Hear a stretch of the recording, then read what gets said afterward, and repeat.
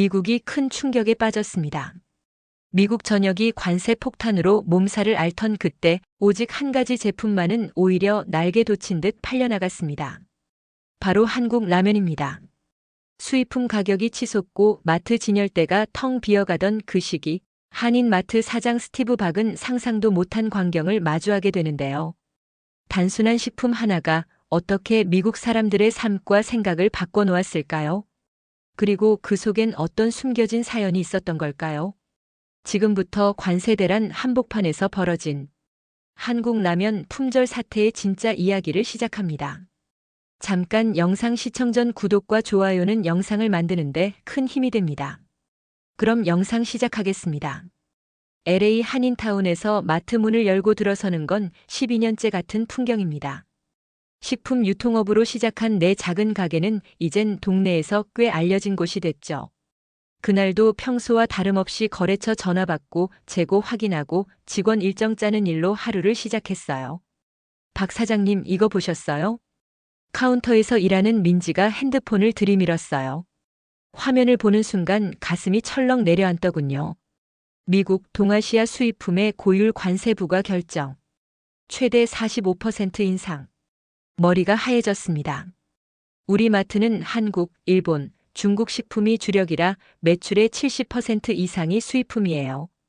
급히 사무실로 들어가 컴퓨터를 켰는데 이메일함은 이미 폭발 직전이었죠. 긴급 공지 가격 인상 안내. 납품가 조정에 관한 중요 안내. 신규 관세율 적용에 따른 가격 변동 공지. 계산기를 두들기며 속으로 중얼거렸어요. 45%라. 농산물, 가공식품, 음료, 간식류. 거의 다 영향받겠네. 사무실 벽에 붙은 거래처 명단이 갑자기 무겁게 느껴졌습니다. 인플레이션으로 이미 힘든데 이런 폭탄이라니. 핸드폰이 울렸어요. 아내였죠. 여보, 뉴스 봤어? 큰일 났어. 알아. 지금 상황 파악 중이야. 목소리를 단단히 하려 했지만 떨림은 숨길 수가 없더군요. 점심 무렵엔 예상했던 일이 현실이 됐습니다. 오랫동안 거래하던 레스토랑 3곳에서 주문을 취소한 거예요. 한 업주는 가격이 이렇게 오르면 문 닫아야 해요라며 목소리를 떨었고, 다른 한 곳은 미국산으로 바꿀 수 있는 건 다 바꿔야겠네요 라고 하더군요. 오후 매장은 이상한 분위기에 휩싸였어요. 뉴스를 접한 손님들이 평소보다 훨씬 많은 양을 사가기 시작한 겁니다. 진열대가 빠르게 비어가고 직원들은 당황한 얼굴로 날 쳐다봤죠. 사장님, 이대로 재고 다 나가면 어쩌죠? 입술을 깨물었습니다. 지금 나가는 물건은 아직 관세 인상 전 가격이니까요. 새 물건이 들어오면 가격을 크게 올려야 할 텐데. 손님들은 어떻게 반응할까? 창밖으로 시선을 돌리니 길 건너편 미국 대형마트가 보였어요. 이제 끝났구나. 속으로 생각했죠. 이미 주변 할인점들은 할인 행사를 축소하고 있었고 근처 다른 한인마트는 폐업했다는 소문도 돌았어요. 관세 폭탄은 예고도 없이 내 12년 사업을 직격했고 처음으로 진짜 좌절감이 밀려왔습니다. 그날 밤 가게 문을 잠그며 어두운 매장을 바라봤어요.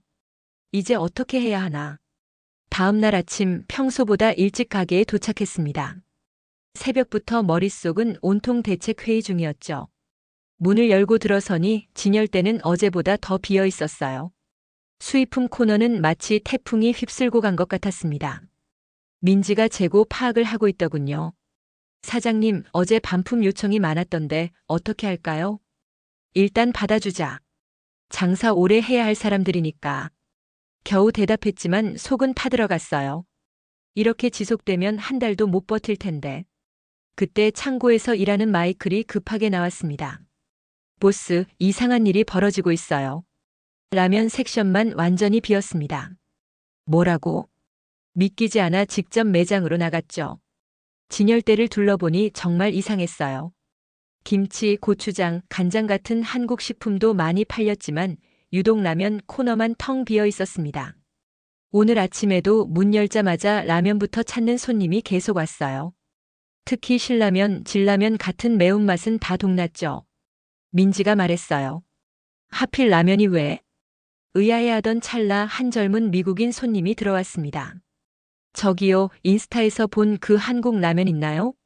빨간 패키지. 뭐였더라? 신라면? 순간 뭔가 이상하다는 느낌이 들었죠. 핸드폰을 꺼내 소셜미디어를 확인해 보니 코리아 라면 챌린지라는 해시태그가 폭발적으로 늘어나고 있었어요. 미국 유튜버들이 관세 폭탄 이후 비싸진 식품 대안으로 한국 라면을 소개하는 영상이 바이럴 히트를 치고 있었던 겁니다. 와, 이 불닭볶음면 진짜 미쳤다. 이걸 5분 만에 먹으면 뭐든 한 가지 소원을 들어준대. 도전해봐. 영상에는 매운 라면에 땀을 흘리며 고통스러워 하다가도 이거 진짜 맛있다. 를 연발하는 사람들이 가득했습니다. 그리고 중요한 포인트 하나, 이건 그래도 아직 가성비가 좋아. 가게로 돌아와 재고를 확인해 보니 라면은 창고에도 얼마 남지 않았어요. 수입 비용이 올라 다른 제품들은 가격을 올릴 수밖에 없지만 라면은 원가가 워낙 저렴해서 관세를 부과해도 다른 식품에 비해 여전히 싼 편에 속했던 거죠. 그날 오후 더 놀라운 일이 벌어졌습니다. 대학생들이 무리지어 들어오더니 라면만 한 아름씩 사갔어요. 한 학생이 말했죠. 요즘 물가가 너무 올라서 학식도 비싸졌거든요. 근데 이 라면은 그래도 한 끼 해결하기 딱이에요. 정신없이 바쁜 하루가 지나고 마감 시간이 되었을 때 민지가 놀란 표정으로 말했습니다. 사장님, 오늘 매출이 어제보다 15% 늘었어요. 근데 거의 다 라면 판 돈이에요. 그날 밤 집에 돌아와 아내에게 상황을 설명했죠. 처음엔 믿지 않던 아내가 SNS를 확인한 후 눈을 크게 떴어요. 여보, 이거 진짜 기회일지도 몰라. 나도 모르게 중얼거렸습니다. 이거 진짜 될지도 모르겠다. 라면 현상은 사흘째 계속됐습니다. 아침마다 문을 열면 라면을 찾는 손님들로 북적였어요. 대부분 처음 보는 얼굴들이었죠. SNS 효과는 생각보다 강력했습니다. 그런데 문제가 생겼어요. 새 물건이 도착했는데 가격표를 어떻게 붙여야 할지 결정을 내려야 했습니다. 사무실에서 계산기를 두드리며 한숨이 나왔죠. 사장님, 수입 원가가 40% 올랐어요. 특히 라면은 주물량이 많아서 물류비도 추가됐습니다. 격리 담당 수지의 말에 고개를 끄덕였어요. 정상적으로는 가격을 올려야 하는 상황이었습니다. 다른 모든 마트들도 이미 가격을 올렸고요. 라면 가격은 얼마나 올려야 하지? 수지가 노트북을 돌렸어요. 최소 30%는 올려야 본전이에요. 그래야 세금 내고 인건비 빼고 남는 게 있죠. 맞는 말이었습니다. 하지만 망설여졌어요. 지금 라면이 잘 팔리는 이유가 다른 것보다 상대적으로 저렴해서였으니까요. 가격을 올리면 이 유일한 특별함마저 사라질 수 있었죠. 근데 가격 안 올리면 어떻게 됩니까? 창고 관리자인 김 씨가 물었어요. 수지가 대답했죠. 라면만 매출의 40%를 차지하는데 이걸 원가에 가깝게 판다면 한 달에 약 2만 달러 손해예요. 숫자를 듣자 가슴이 쿵 내려앉았습니다. 불과 일주일 전만 해도 2만 달러는 우리 마트의 월 순이익과 맞먹는 금액이었어요. 사장님, 다른 마트들은 다 올렸어요. 한인마트협회에서도 연락 왔습니다. 업계 전체가 가격 인상에 동참해달라고. 고개를 들어 창문 너머 주차장을 바라봤어요. 평소보다 훨씬 많은 차량이 있었습니다. 대부분 처음 보는 얼굴들. 그들이 우리 마트를 찾는 이유는 단 하나, 아직 가격이 오르지 않았기 때문이었죠. 그날 저녁 집에서 가족회의가 열렸어요. 아내는 걱정스러운 얼굴이었습니다. 여보, 상인회에서 전화 왔더라. 너만 가격 안 올리면 분위기 흐려진대. 알아, 나도 고민 중이야. 대학생 아들은 핸드폰을 보여주며 말했죠.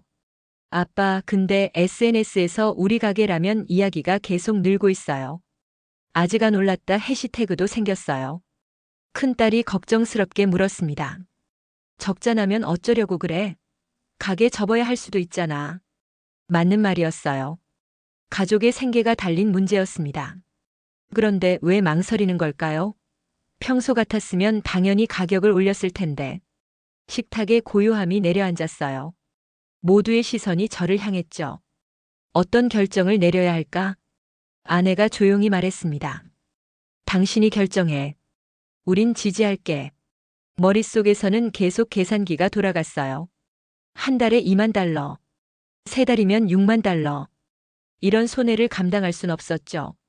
하지만 라면 때문에 새로 유입된 고객들, 그들이 다른 물건도 사가기 시작한다면 창밖에는 비가 내리기 시작했습니다. 비 오는 소리를 들으며 생각에 잠겼어요. 12년 사업하면서 이런 갈림길은 처음이었죠. 결정했어. 가족들이 모두 고개를 들었습니다. 일단 이번 주까진 가격 동결이다. 두고 보자.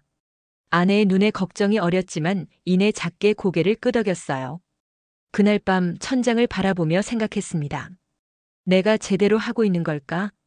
결정 이후 일주일이 지난 월요일 가게 문을 열기도 전에 놀라운 광경이 펼쳐졌어요. 주차장에 차량이 빼곡했습니다. 사장님, 저 사람들 다 뭐죠?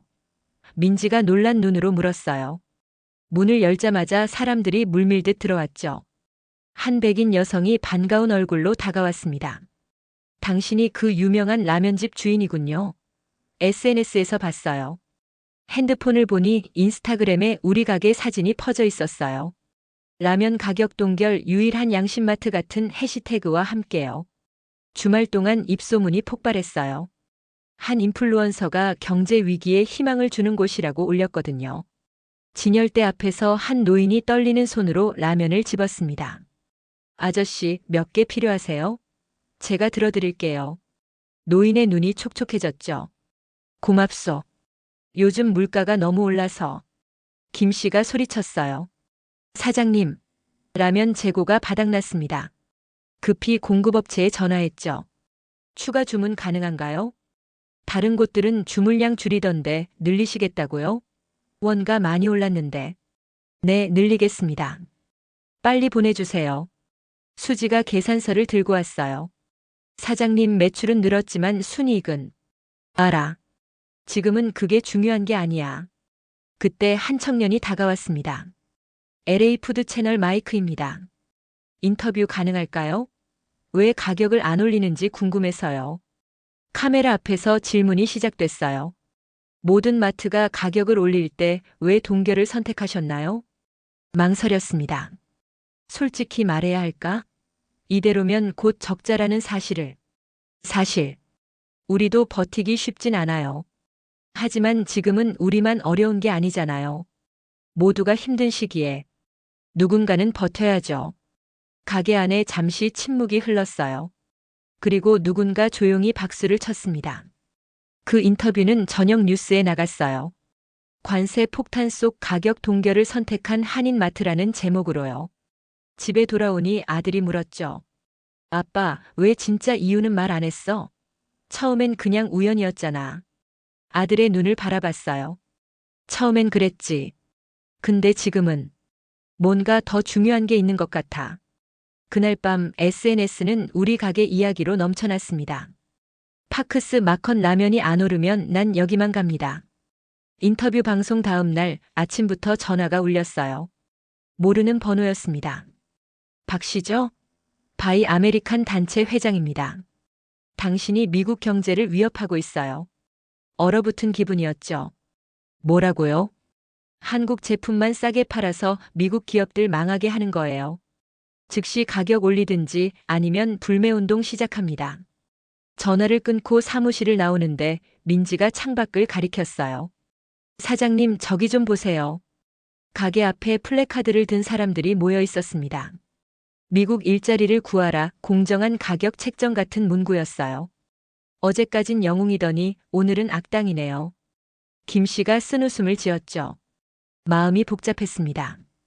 그들의 주장도 일리가 있었어요. 관세는 미국 기업 보호가 목적이니까요. 점심 무렵 한인마트 협회에서도 전화가 왔습니다. 박 사장, 우리 업계 분위기 망치지 마세요. 가격 올리세요. 다 그렇게 하고 있어요.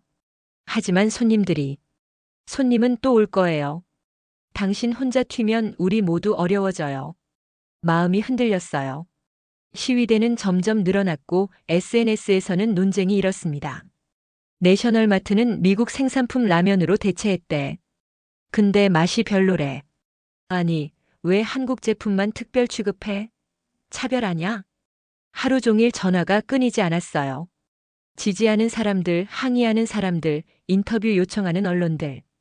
저녁에 문을 닫으려는데 차가 한 대 멈춰 섰습니다. 같은 동네에서 마트를 하는 김 사장이었어요. 박 사장, 당신 때문에 나도 손해보고 있어. 손님들이 왜 너희는 라면 가격 안 내리냐고 따지는데 어떻게 설명해? 미안해요 하지만 우린 다 같이 살아야지 혼자 잘난 척하면 안 돼. 그는 화난 얼굴로 돌아갔어요. 집에 돌아와 샤워를 하는데 갑자기 눈물이 났습니다. 내가 잘하고 있는 걸까? 이게 정말 옳은 결정일까? 침대에 누워 천장을 바라봤죠. 아내가 옆에 와서 앉았어요. 오늘 힘들었지? 응. 다들 날 미워해. 그들 말이 맞을지도 몰라. 아내가 내 손을 잡았습니다. 당신이 결정해. 난 지지할게. 핸드폰이 울렸어요. 아들이었죠. 아빠, SNS에 당신 편드는 해시태그가 생겼어요. 스탠드 위드 파크. 그리고 내일 지지자들이 가게 앞에 모인대요. 창밖을 바라봤습니다. 별이 유난히 밝은 밤이었어요. 내가 진짜 잘하고 있는 걸까? 중얼거렸죠. 모르겠어. 하지만 당신은 적어도 자신이 믿는 걸 하고 있잖아. 아내가 미소 지었어요. 그 말에 작은 위안을 느꼈습니다. 다음 날 가게에 도착하니 시위대와 지지자들이 서로 마주보고 있었어요. 긴장된 분위기였죠. 사장님 어떻게 할까요? 민지가 걱정스레 물었습니다. 평소처럼 문 열자. 다 들여보내. 오전 내내 가게는 팽팽한 공기로 가득했어요. 시위대 일부는 들어와서 미국산 제품만 구매했고 지지자들은 일부러 한국 라면을 사갔습니다. 점심시간이 지나자 사람들이 조금씩 빠져나갔어요. 한숨 돌리려는 순간 한 여성이 조용히 다가왔습니다. 그녀는 말없이 봉투를 건네고 서둘러 나갔죠. 봉투를 열어보니 편지였어요. 저는 남편을 암으로 잃고 5살 아들과 살고 있습니다. 아이가 남편 잃은 후로 거의 밥을 안 먹어요. 그런데 이 라면만은 먹습니다.